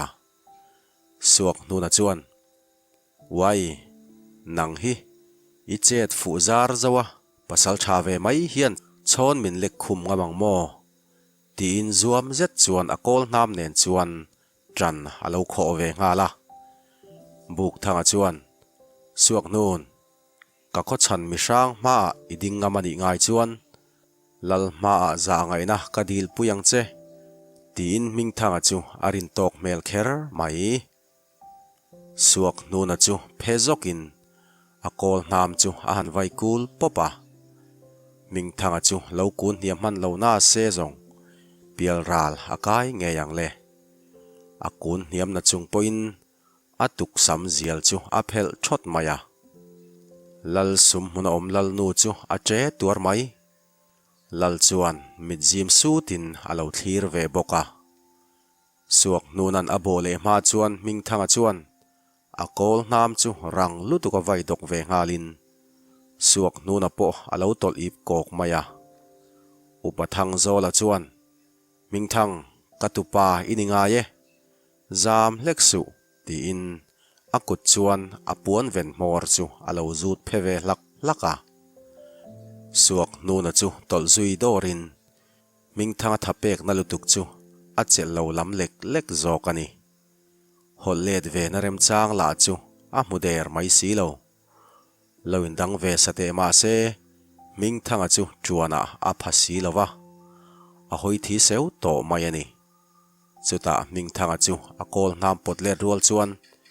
vir zokin suak nuna lo phardu noya kun zewin a kai zatha chu a cha sakta zok maya suak nuna chu thlep zui nokin a thahuam huam mai ming thanga chuan hei hi phat san tu chan to kani tina kol nam chu awai phele zoka phat san tu chuan pial ral aloita chuta thinrim mit meng sen ra mai hian te bonga telam chu a hoya nangni miten om ho kha in ho tu pa thlawang ho ngam in omem ati zui cheu chewa ma se atua ma chu chengam anom talo chuti lai chuan valupa khotina sir lama tlangwal rual chuan an mani wanga kan tuar na hi tam tok to tin te bonga te ho chu an bor ta huk mai le an thin rim na in achia ne boka dan mi an ni lo arem dan chuan an chum ok loma valupa khotinan a khap dai meu chuan mela loipo an nei lawa cha chuani chuta khotina chuan mel phadai mai hian lalpa kan tlangwal te kha chelmi an ni lawani a han tia lal chuan apoi love an phu tok an muni kha he kan upatlak tlai lawa in khu zuk ha lula a chung te po vo in la hian pem hal ro se midang chung te ro a pem du pem sela a du lawe ro an pem lo thayang a han tia ma se pem lo min hek lo le lal za ngai na thuk tak dongam turmi an nitlat lowani lal vek chuan khang phat san tu ten om te kha tlangwal te khan han ching fel thuai ula kan chin zel tu ral rel turin chonhulama zol buk in ka yanga hei ka pasal tha te chang rel hi ka ring to ke in thuwak thla ke roin ka beng thleng ngei se ka du ni ti in lalin chunga chuan lutin ka pasal tha le valupa te khan min lo zui te u khai a han tia lal fanu sai chingi chuan kai chena lokal ming thanga chu lomel ralin kanun na min chan saka kalome pasal tha ti in alomel kal rala ming thanga chuan lal fanu tingotin a han mel noi vei ruya sai chingi chuan kalom tak zet zetani tia han nek salin anin zui lut ta hloma tlangau pa chon don funglo pe zat hlomin amoi tok chuan an han khon zui zata lal chuan kapasal tha teu engtin nge ral kan relang ti in a han mel kuala buk thanga chuan a ruwa man na chu han soi zungin lalpa i kholei lung lo ra tir hi kan tum lova ma se pal om theilaka in ve na tan lal chung kuale nu naw te hi chu naktuk zinga far puilama lo biru ula a that covering em a han tia lal chuan ni ro se kapasal tha teu phim khurang cheu o ti in a han ngoi wanga chonu hera chuan zol buka chuan tlangwal rol ho chu om ngukin an pasal tha te lam chu an hoi thupa valupa lai rema chuan farzol tlangwal huai sen te u zep na kaniemo naktuk hian lo theilowin kan ral thuam telek achul don ta kan pasal tha te thu hla hi ngai changula kan khua le nu naw te him na hi kan kutani ti hria ula kan thin lung kha huai sen ro se heng poi mong hang ho la ka hian nung tol mi kan ni lo ti hria ula poi ho theina le ral thuam en lo ula nang ma nia theina om kha hre chiang ula huai sen na le phim khurna kha in nu na bet tlat ro se kan pasal tha te chang rel hi lal le upa te point an ring to ka an thu kan zom don ania tin buk thanga chu amel zui nga la buk thanga chu loading chuakin engkim mai chu a chin chuakin a han soidap dapa aruka suak nuna te ho an bi thlak dana changa kalzel thu zong zong in la lon fel thlapin a han soya nizan lama thil thleng zong zong te nen chuan a han soidap dapa ama vek chuan zanin chuan min lo bei lawang ma se kan chin hi an lo bi do na wangin chiao lui lam ral ven buka ral veng mi som ni rol vel omila thom dim angai shan lowa mei pui po in chem lu adonia dule kan shan lubing ho chuan lo bi ve mai ro se mei enga an lo in lan ngam teu lawang a han ti khisuk maya ama vek chuan naktuk jing leilung lan rualin lalmuala tlangwal mi som velin kan lal chung kwa le nu naw te far puk lama in thiaranga zanria kha tam el ola chum ni se a thang abak zongin shan lubing ho kan lo changanga soitongin jing fi ma kan chedona mani kham tur ngei zan lama cho fun sa turani khohung na pon lama inchin fel kan tum dona chona hoin mi som ni velin an chin bin chum liam kona in lo changanga far kona chak lama midangin kan changanga ming thang le thla te ten vor kon nung khuang thlimual oi tlana mi som nga velin in lo changanga ro chera le walu pa khotina ten ngawang korlama an liam na tura mi som nga vel bok nen in lo changang keinin kul malama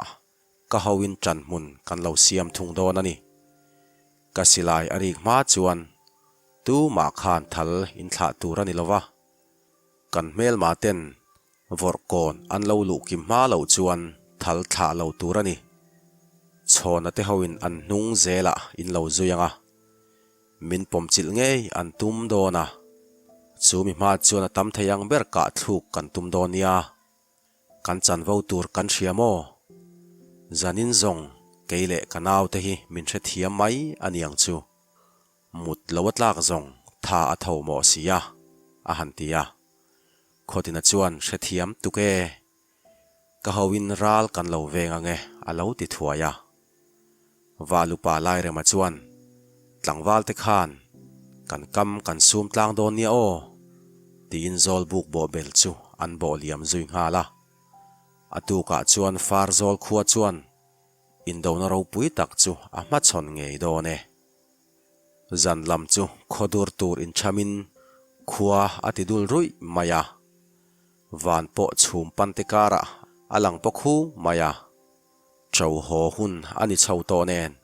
thila chu hoizong nei manglo hian a thole huk thina far zol khobo ruak chu ai pik zualin mitin mai chu an ti hru vek hian a hriata chhun lama an hun ton bo ruak chu khatite nuai kha ani nen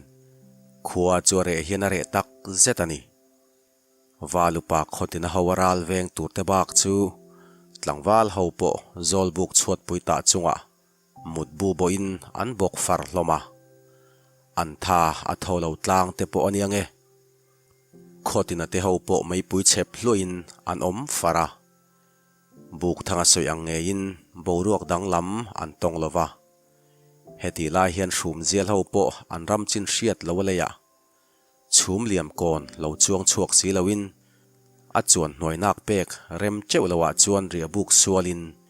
mei khu chua lo tur dan berin mei chu an han chep veya ram chin hria ni se zong ha khat kal leka ram rem tha om ti an hremai tur hi nia ma se ram chin hrelo le ral rama hniak chia an nia an dem om hran lo ve trek pui pasal tha mung khen chuan siak thang chu mel rulin pasal tha chu kan lu sei pa chu arin tlak mai wang chu mo a han tia siak thang chuan mi pa fa ania a chong to chu a hlen ngei turani min bumani le alu ka khai ma saberang a han tia chuta khu bil chuan atlang wal te chu melin zanin zong ha dam ru khai ka soi tawngin nak tu ka po tuk chuan ei kham fere san vela kan che chuak chau dona khua tu man hal lo turania salpo ko yarem lawang tin mutur chuan buk chunga chuan alu zui ngala thilom dan hriani se zong ti mai chuan anom hau lawang le lusei pasal tha ramchin hrezok ten ral an lo rel fel khal diam to ti le an thurwal pui ve ten pial ral an kai to ti reng an hresi lova atuk jing leilung lan rual chuan buk thanga chuan khaile naute u kan ei tur nei ang kha han eila valupa lai rema howa lalchung kwa le nu naw boi pui tur te ti lo chu vor kon lam kan pan zui ngal donia kan ral thuam te kha engtik lai po man thei turin buat sayula mani chan vo tur lama cheu khan soinon ngai lowin inom zui donia ti in ba pui chum chu hel all khop chuan a han ke seki zui vuna ni chu chan tlang khumin alo chuak dul ruya wana chuan chhum pan te hi azam ang rei boka thal thilum la chu alo thole vuk thin nen an bo ruak te hrep chuan engemoti riau hian a om tir hloma buk thanga te ho po vor kon thlengin tu ma chuan vaibel po an zutalo buk thanga rem lo ruat lok to na lama chuan an kal zui sang sanga chhona le a hote mi som ni vel chuan chhum liam kon lam chu an pan zui ngala engtika nge ral an lo la dang ti chu an nga anita chhona te ho po chhum liam kon zolkin ramrem birulaya chuan an om far toa chal khodur te thli in a chem bawin ni chu akang thale et ot toin ni pui thereng richel chul noya chuan an malam chu an thlir thapa pakhat chuan kan hran lubing ho hian kong hran an rek emoni don le tin chhona chu a han mel hruka chhona chuan tuk chuan ei hun chau la lani in i ngak det tiang u khai fere san vela chet lo lak tum an ni khamo tin malam chu a thlir san le ta muam da om vela kal leang tia chuan an ma chhum liam kon oi tlan lama chang chuan poi hrum zel ho chu an ral thuam fam kim nen an lo lang ta chuk mai chhona chu zoi sapa han phun sapin chei karin ain an tila tam chu le a han tia akiang atlangwal pakhat chu han melin fim khur takin tlan letla chhum liam kon an lo pele mi zan hi chalam an ni ti vasil ro khai fim khurin man mo hle ang che ti in atir liam zui ngala chhum liam kona chuan mung khen chu han hoi kwalin ni zan lam khan ram chin hriani la khulai ram rem lo zeta pangkham u ramut ngai lo tur hi nia a han tinung nuwa pasal tha siak thang chu han khisukin niang chu mole ram chin threk lo le alo ti huya ama vek chuan in ral thuam kha man mai thei turin da ula fim khur hle ang cheu khua ala to top lo ani hi hei niak po tamin nu ma athar e mai a han tia khu bil chuan fe kal om angema thom po ka hremi lo mai chu amak mange ti in ma a hruai zuita an kut chuan an ral thuam chu engtik lai ma in a hlat to lowani chhona mitir chuan buk thanga bula thilom zia soin a tho hama buk thanga chuan ring leng long hian naute u in ral thuam te kha man mai thei turin in daim กันสานลูบิงเฮาจวนชุมเลียมก่อนอันเราเทงตัวอินริงเริงอินอมเราใครสิลายกับเหปัวมาเราจวนตูมันเราเหปัวเวเราตูระนี่วอร์ก่อนอันเราลูกิมรัวลินกันจะชวกจะวังตีอินสิลายจูอาหันเล็กชวกซาลาจุลายรำบ่รวกจูเทเรตักเฮียนอะไรดุกะสวสามรีเลเทเรงคิวทอมตักเงียลปอเชียตูร์อมโตเราทิ้งเตลาจูอันดิ้งงอยชัวบมายาที่ฟิล์มถอยตักเงียลปอมลวันนี้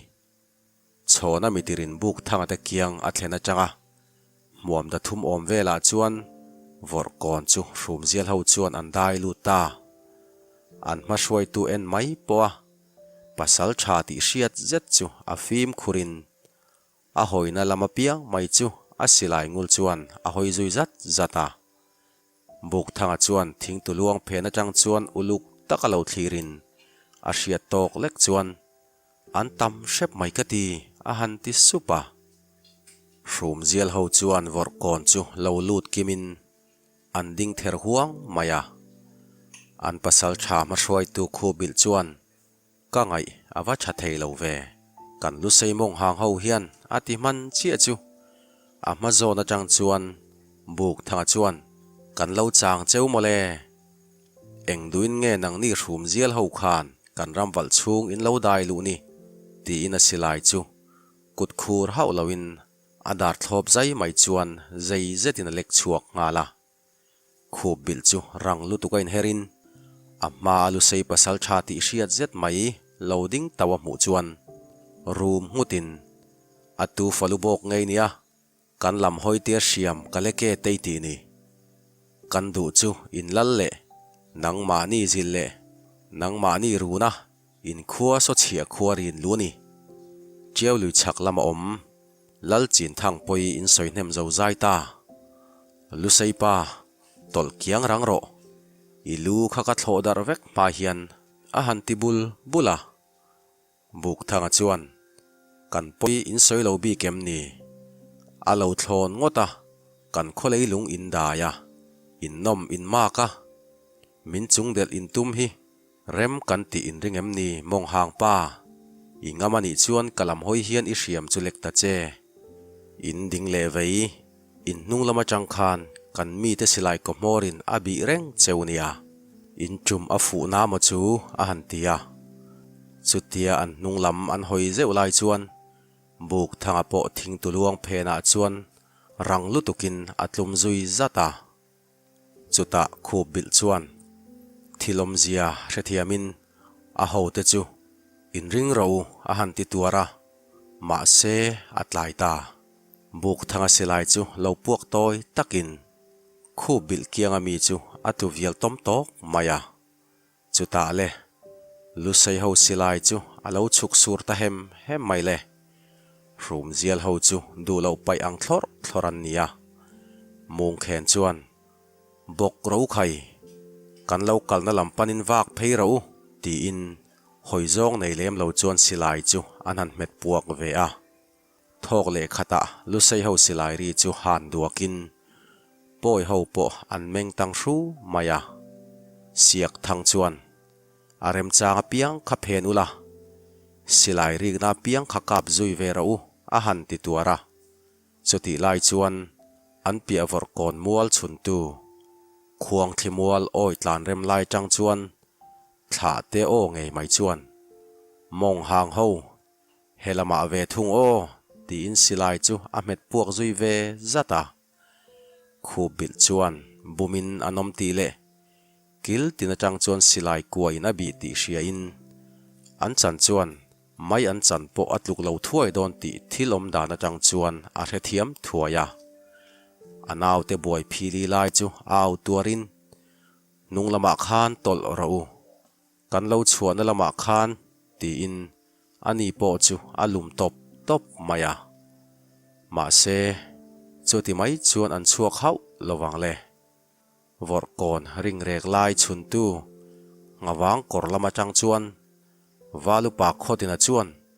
มองห่างเฮาเหลากัลตะเจ้าอินเจ้าวะ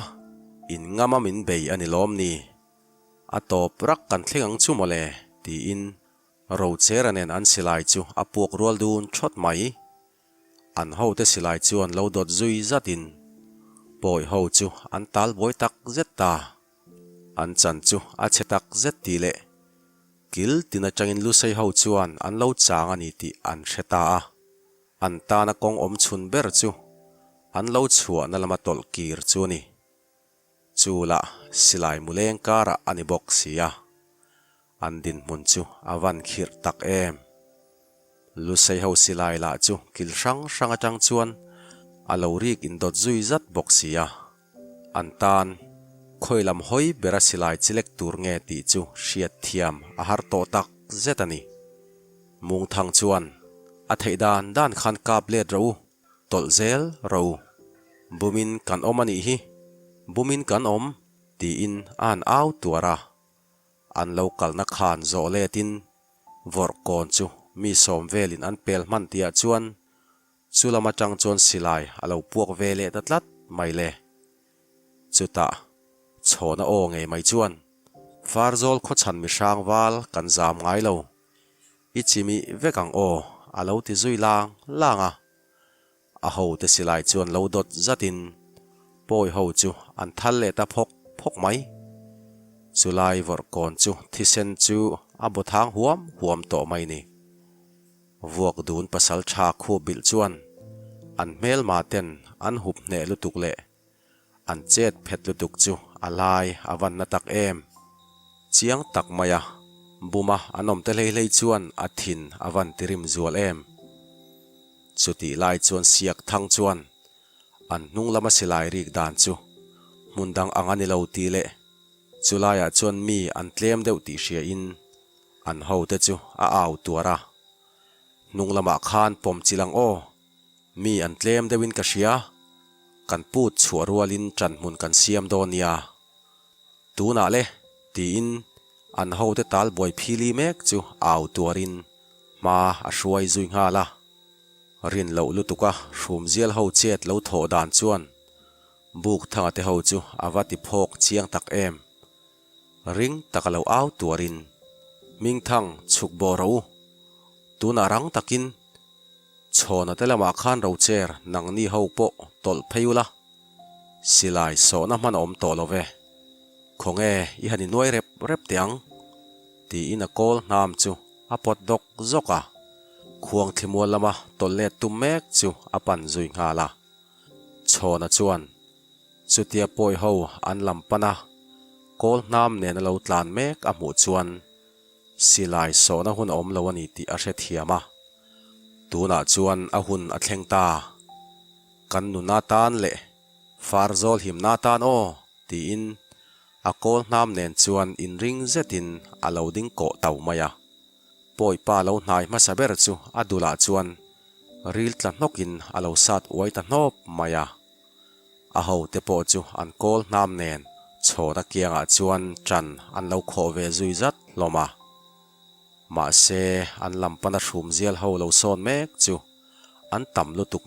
ma ani an ma ni la mi som ni lek an nia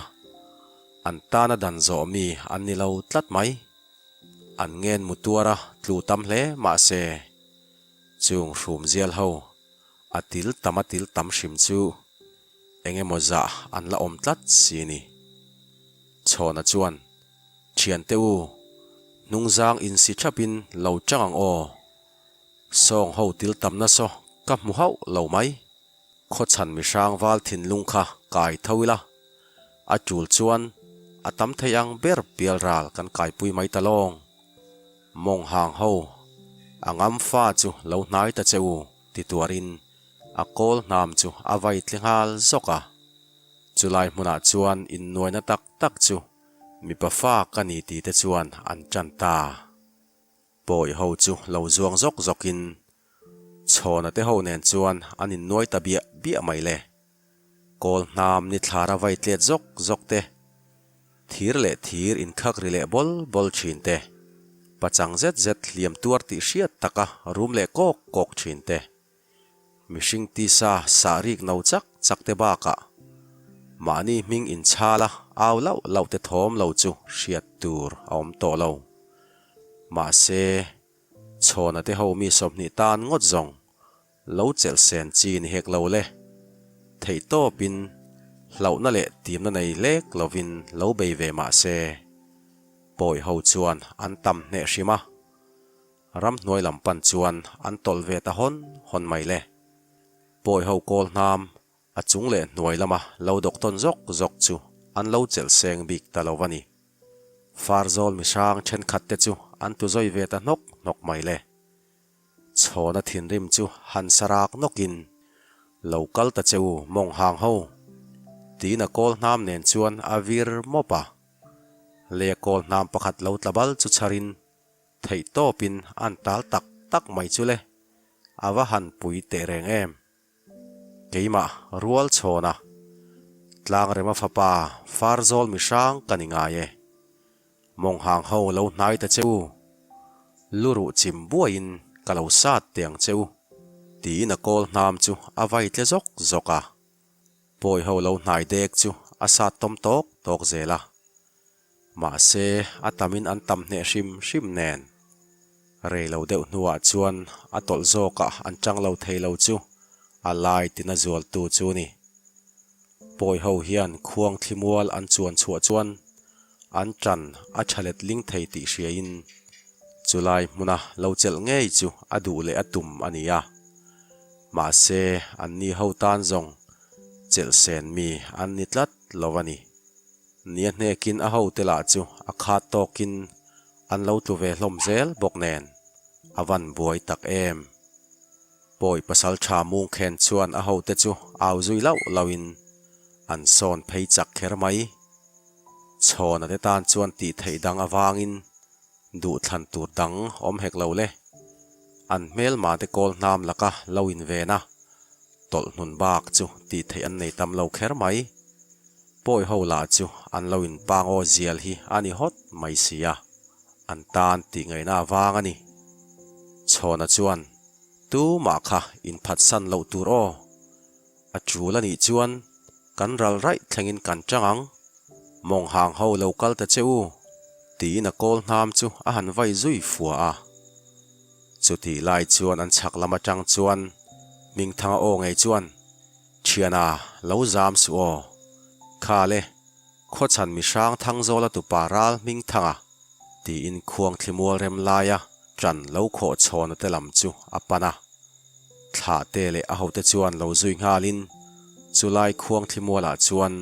thisen tam zok aluang le ngei do ne ming thanga chuan kol nama vai chu avai thlon lo chiang kher mai poi ho lu chu a sang nola thla te chuan tu ma kha zo lo tur mong hang ho intima ma to ni ti in poi ho bitna laya chuan a zuang lut tam mia ming thanga po chulama chuan zuang lutin an han sapatal tak chu pui takani poi ho chu an chang el ki hi ani ringot maya alo nai ma sa piang chu an chang el tluk top mai ni mung khen chuan chak lama thom dang lam om chu lu sei ho ral bo thom ani ti hra thiamin avir zoka thla te kianga tlangwal pakhat chu adar oi no pasatin a han non zui saka chu lu sei tlangwal chu lu he khuamin atlu khur ve ta ngota thla te chu rak tuarin a kol nam chu mung khen lama avai dok zokin anor tabian bian mai le chek pui pasal tha mung khen chuan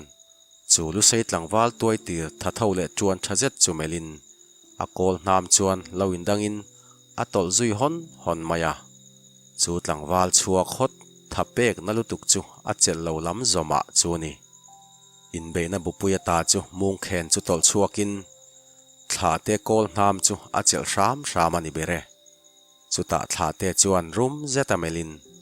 mong hang pa local ta che in dua in ngama hei chen in lo thleng ani lom ni khonge I han zo fello long miang ti in a han sa zui bur maya mung khen chu tol dorin thla te kol nam chu lo dang tlewin avir zoka chu mi rual chona kol nam chu violet le zokin ma se poizonga tok talo thla te chu lo kun hniam zawin rang lu tuka chun hiam zuin a kol nam chu avai dok zui zoka mung khen chu lo tol ip dor ma se adul chu arin ruak thomai naupang le ka hliamete min ti chu le ti na kol nam chu avai vir mopa thla te po a him seng bik talo aban puam veilam chu thip zokin thisen tharlam tak hi alo chuak zui chiama thla te chu tol hretin a hanin siam rem hreta mung khenin alo bo chia chu lo tol hretin a kol nam chu veilama adang tlewa ding zong chuan a her mopa mung khenin rin ma in a kol nam chu phezokin mung khen lu chu a uai nopa nun na nei lo ti hriat zetin atlubok khup thlop mai le thla te po chaw ti hriat zet hian a thove koka mung khen kol nam chu charin ading le veya hum kopin poi ho lo son mek lama chuan avir zui lut zoka buk thanga le valupa khotina te ro chera te ho chuan nung lama changa lo bo ve in kol nam in khak ri sok le tlezor zorkara chuan an ma chu akochak hiau kher mai le khu bil chuan lu sei hoin ruang chai che an thlak khal man ti a hriat chuan han rum kokin ani ni kan niang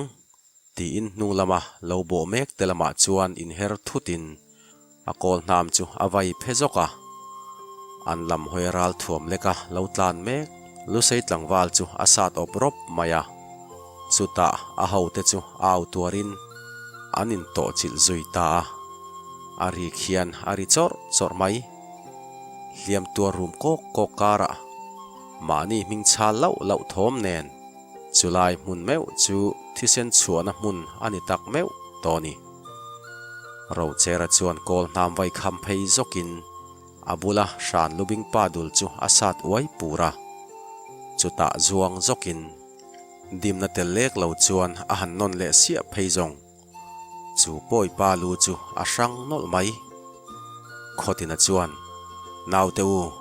tu malaka za ngai na lan tir su heng mi te hi lo pong le to lo turin chimi barang o ti in aw lunga